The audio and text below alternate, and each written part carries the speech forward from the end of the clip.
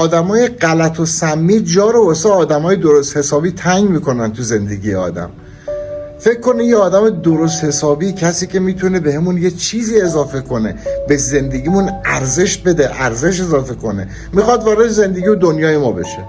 اول دوره برمون رو نگاه میکنه، میبینه دوره برمون پر از آدمای اشتباهه، پر از آدمای منفی سمیه.